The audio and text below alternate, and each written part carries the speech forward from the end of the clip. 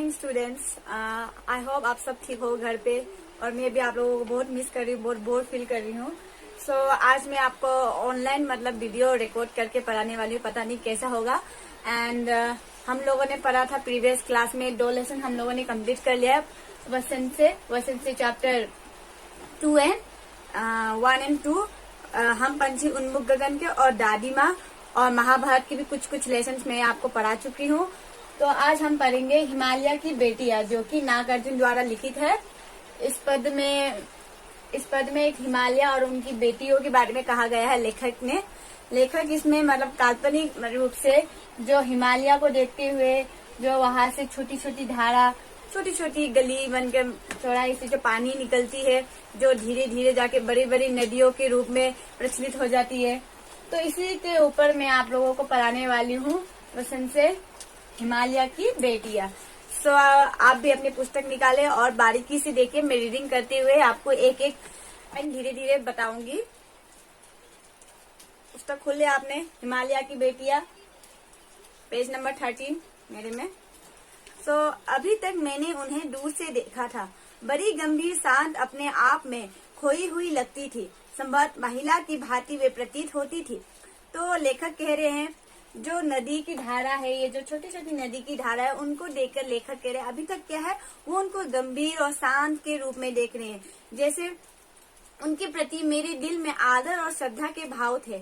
किनके प्रति पता है आपको? ये नदियों के प्रति कह रहे हैं। जो लेखक है, इन छोटी छोटी नदियों जो बहकर आगे उछल के चल रही है, तो इन्हीं नदियों के प्रति लेखक जो कर रहे हैं, उनके अंदर जो क्या है, श्रद्धा के भाव उत्पन्न हो रहे हैं। माँ और दादी, मासी और मामी की गोदी की तरह उन्हें धारा में डुबकियां लगाया करता। मतलब जो नदियां है बह रही है, उन्हीं डुबकियों में माँ, कभी दादी, कभी मासी के रूप में वे क्या है, गोदी में डुबकियां लगाए करते हैं। परंतु इस बार जब मैं हिमालय के कंधे पर चढ़ा तो वे कुछ और रूप में सामने थी।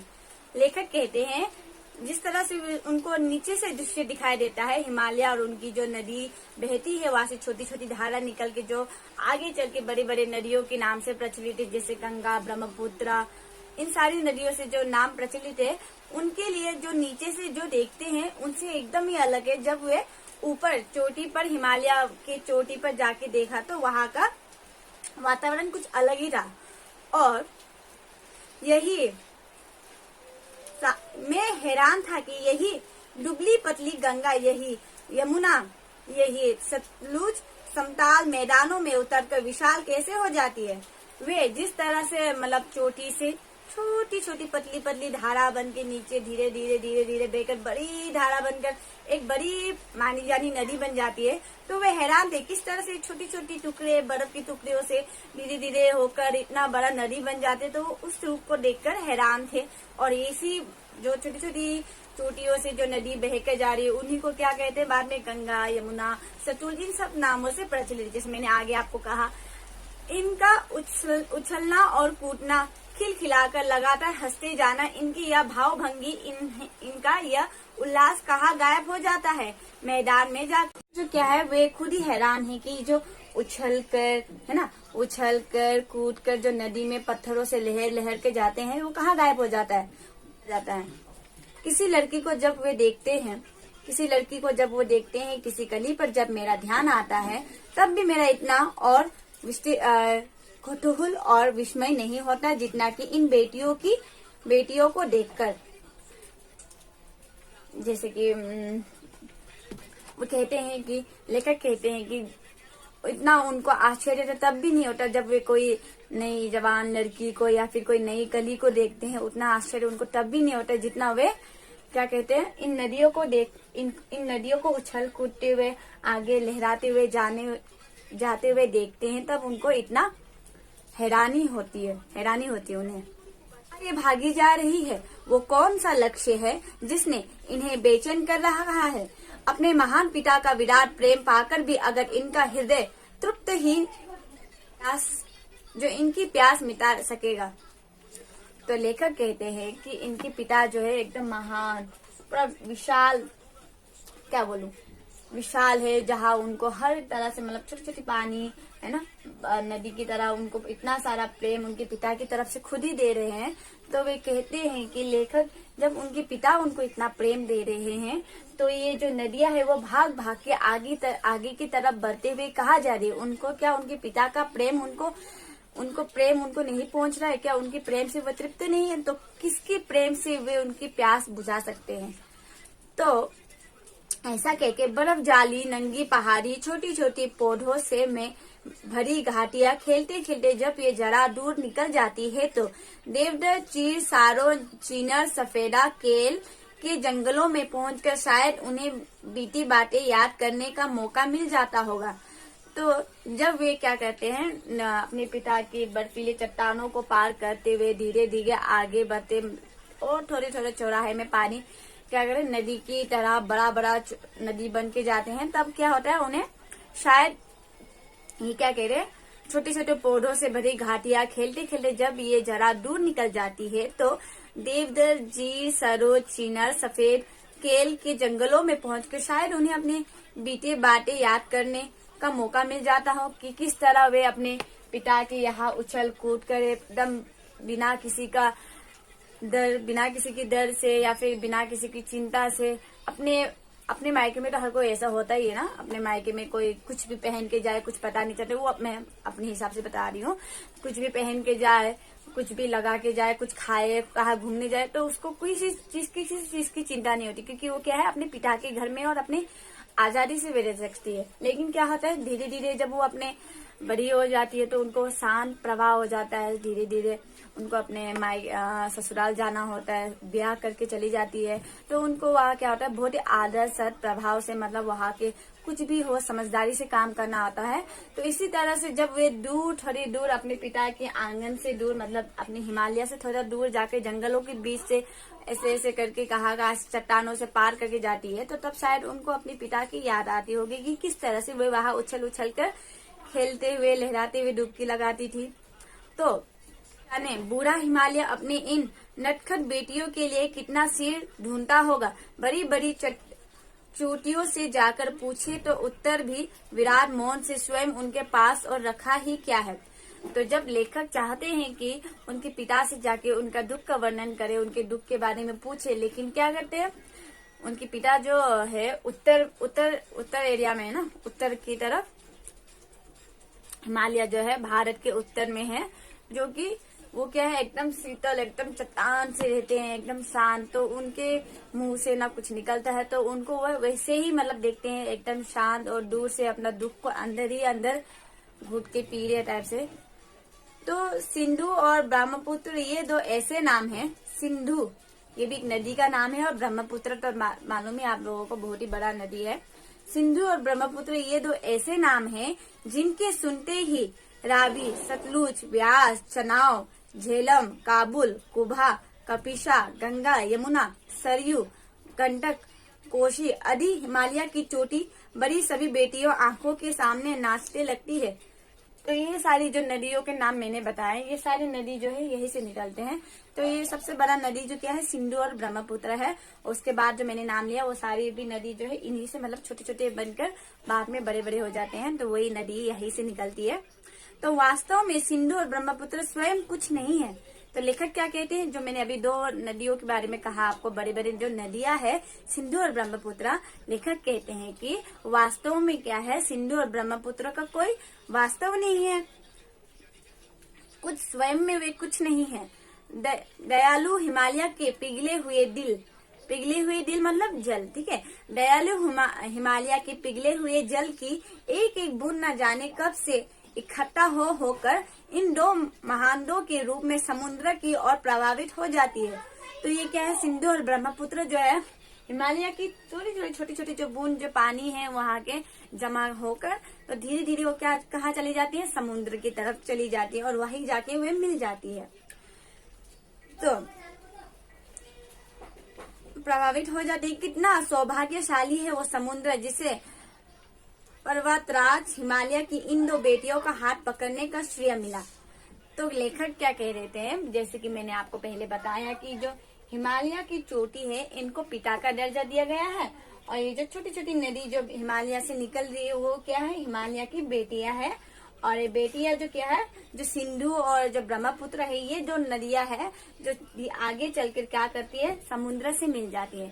तो इस विषय में लेखक कहते हैं कि समुद्र क्या है, वो जमाई है, और बेटी क्या है, समुद्र और हिमालय का जो रिश्ता उन्होंने कहा है वो ससुर और दामाद का है।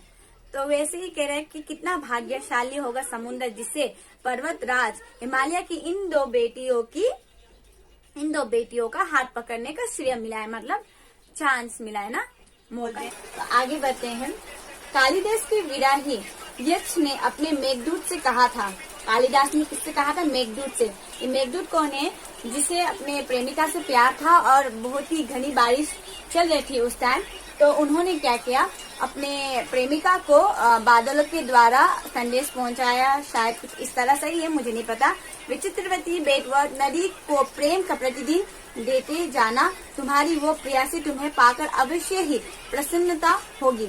यह बात इन चंचल नदियों को देखकर मुझे अचानक याद आ गई और सोचा कि शायद उस महाकवि को भी नदियों का सचेतन रूप पसंद था जिन्होंने ये इस बारे मेघदूत के बारे में लिखा था। तो कवि कहते हैं कि शायद उनको भी, महाकवि जो कालिदास को कहते हैं, तो उनको भी शायद उनके बारे में पता था और उनको नदियों के बारे में लिखना अच्छा लगता था और वे पानी से प्रेम भी करते थे। सो उनको भी शायद ये सचेत रूप से पसंद था।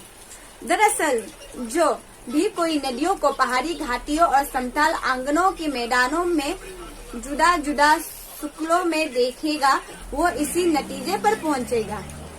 वो कहते हैं कि जो नदी को अलग अलग घाटों में देखेगा, है ना, जुदा जुदा रहेगा, लेकिन वो क्या है, एक दिन अपने नतीजे पर जरूर पहुंचेगा, क्योंकि पानी बह बहकर हमेशा आगे बढ़ती है, उसे रोकने वाला कोई नहीं होता। हाँ, अगर आप से क्या करते हैं, कुछ मट्टी वगैरह से कुछ कर दो, रोकने का रास्ता बहुत है, लेकिन पानी क्या है, अपना रास्ता कहीं से भी निकाल लेती है। लोक माता, काका कालेकर ने नदियों को लोक माता कहा है। लोक माता क्यों कहा है, क्योंकि लोक माता इसलिए कहा है क्योंकि वहाँ पर क्या है, बहुत सारी कथाएं छुपी हुई है, तो इसीलिए क्या है, काका कालेकर ने उन्हें लोक माता कहा है। किंतु मामा बनते किंतु माता बनने से पहले यदि हम इन्हें बेटियों के रूप में देख ले तो यह हर्ष है, और थोड़ा आगे चलिए, इन्हीं में अगर हम प्रेयसी की भगवान करे तो भावना करे तो कैसे रहेगा।